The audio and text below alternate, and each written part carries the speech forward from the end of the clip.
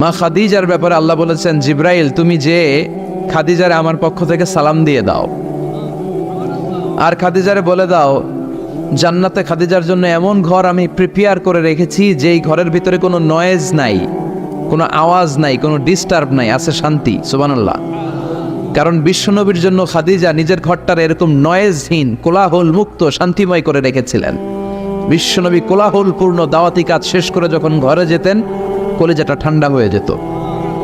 বিশ্বনবীর জন্য এমন একটা ঘর রেখেছিলেন মা খাদিজা, ওই ঘরে বিশ্বনবী যখন প্রবেশ করতেন, বাইরে যত মারপিট হয়েছে, মারামারি হয়েছে, কাফেরদের যত অত্যাচার সহ্য করেছে, ঘরে ঢোকার সাথে সাথে নবী সব ভুলে যেতে।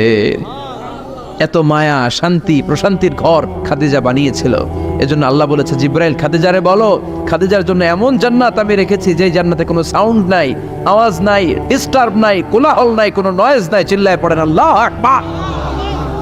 এজন্য মায়েরা খাদিজার জীবনী থেকে শিক্ষা, স্বামীর জন্য ঘরটারে প্রশান্তিপূর্ণ করে রাখবেন।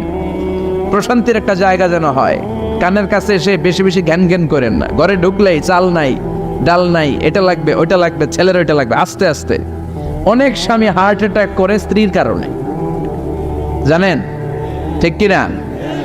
ওই কয় ঠিক, সবাই ভুক্তভোগী। কমন পড়ে গেছে। দুই পক্ষরেই বললাম, স্বামীরাও সালাম দিবেন, স্ত্রীরাও দিবেন। সালাম মানে শান্তি, তো ঘরটারে শান্তি দিয়ে ভরে দিবে কে? আর একে অপরের প্রতি শ্রদ্ধাবোধ রাখবেন। তো নারীদেরকে খুশি করার জন্য আল্লাহ সূরা দিলেন, সূরাতুন নিসা। প্রাণীদের নামে অনেক সূরা আছে, সূরাতুল বাকারা আছে না নাই? বাকারা মানে কি? গাভী, গাভীর দুধ খাবেন। বিষ্ণু বলেছেন গরুর গোশত খেয়েও কম, দুধ খেয়েও বেশি। আলাইকুম বি আলবানিল বাকার, তোমাদের উচিত গরুর দুধ খাওয়া। ফাইন্নাহা তুরাম্মু মিনাল আশজার, কেননা গরুর দুধ এটা হচ্ছে সবুজ ঘাস আর পাতার নির্যাস। ফি লাবানিহা শিফা, গরুর দুধে আছে শিফা। ও ফি লুহুমিহা দা, গরুর গোশতে আছে রোগ। গোশতে আছে কি? গরুর গোশত খাইলে রোগ বাড়ে না? অনেক ডাক্তার আছে, এরা সিরিয়াল নেয় না, যারা গরুর গোশত খায় বেশ, বলে লাল মাংস যারা খাবে এরা যেন আমার সিরিয়াল না দেয়। আছে না নাই? বিশ্বনবীর খাবারের তালিকায় দুধ ছিল। বিশ্বনবী বলতেন বেশি বেশি দুধ খেও। এবং বিষ্ণু বলেছেন মায়েরা যেন তাদের বাচ্চাদেরকে দুধ খাওয়ায়। মায়ের বুকে প্রথম যে দুধটা আসে এটাকে বলে শাল দুধ। এটা বাচ্চার জীবনের প্রথম প্রাকৃতিক টিকা। সুবহানাল্লাহ পড়েন। আমরা কত টাকা দিয়ে দামি দামি টিকা দেই, কিন্তু প্রথম টিকাটা আল্লাহ ফ্রি দিয়েছেন। সুবহানাল্লাহ পড়েন। বাকারার নামে সূরা দিলেন, আনকাবুত মাকড়সার নামে সূরা দিলেন, নাহাল মৌমাছির নামে সূরা, নামাল পিঁপড়ার নামে সূরা। সুবহানাল্লাহ পড়েন।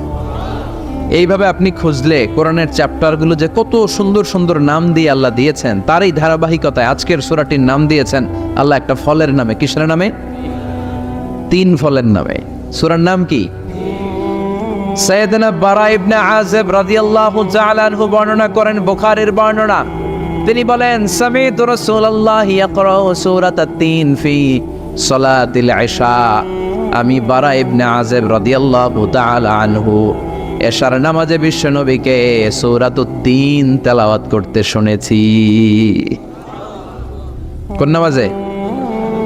কোন সূরা পড়তেন? কোন নামাজে? কোন সূরা?